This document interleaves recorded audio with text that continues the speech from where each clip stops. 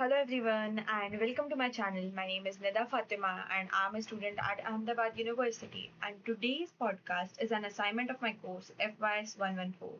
So without wasting any further time, let's dive into a topic that hits close to home for anyone living in an Indian city: our lakes, ponds and wetlands.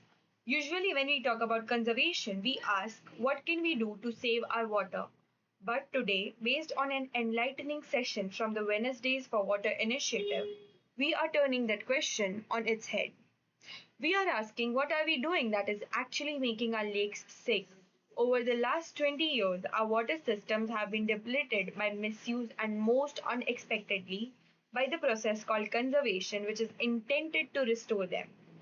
Today, we explore the specific don'ts, and that is the art of restraint.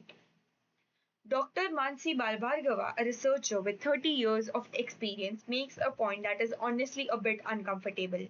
She argues that in an Indian lake governance, the line between conservation and development has been demolished.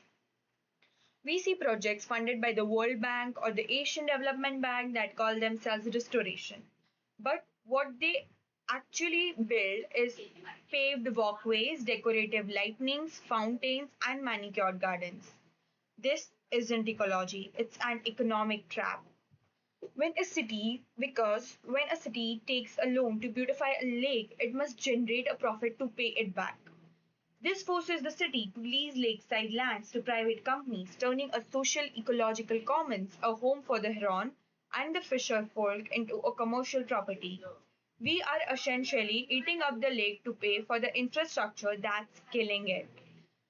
So, what should we stop doing? Dr. Bhargava's research highlights several critical don'ts for planning and design. The littoral zone. Starting off with the first, stop concretizing the edges. Because the littoral zones where the water meets the land is the most biodiverse part of any water body. When we pave it for a walking path, that ecosystem dies. Second, stop the groundwater crime. Pumping groundwater to feed urban lakes just to keep them full for aesthetics is described as the greatest crime occurring in Indian lakes today. A dry lake is a natural cycle, a full lake is an ecological lie. Third, no more lights or music. Flowers, fish, and birds are sensitive to mechanical sounds and artificial light at night. By installing LEDs and speakers, we are domesticating a wilderness that belongs to other species. Lakes occupy only 3% of the land area in a city like Ahmedabad. Can we not spare just 3% for other species? Now let's follow the money part.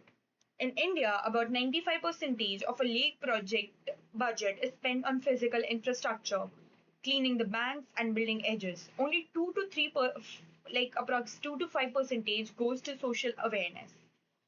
This is backwardness. The pollution isn't born in lakes. It's produced in our homes, our industries and our drains. Dr. Bhargava suggests shifting 50% to 60% of these budgets to a community towards community involvement. Imagine if we spend that money providing households with biodegradable enzyme based cleaning products. If the wastewater flowing from our kitchen isn't toxic, the lake cleans itself. As she says, water management is social management. As I wrap up this podcast for my course, the message is clear. We aren't the master of the natural world. We are a part of it with duties as well as rights. Real community action starts with the boldness to keys paving, keys filling, and keys designing for human only use. If we wait for the government, it might be too late, but as a community, we can make the difference. Next time you visit a lake, look past the fountains, look for the wilderness, and let it breathe. Thank you for listening to my deep dive into the survival of our urban lakes. Don't forget to like and subscribe my channel. Thank you.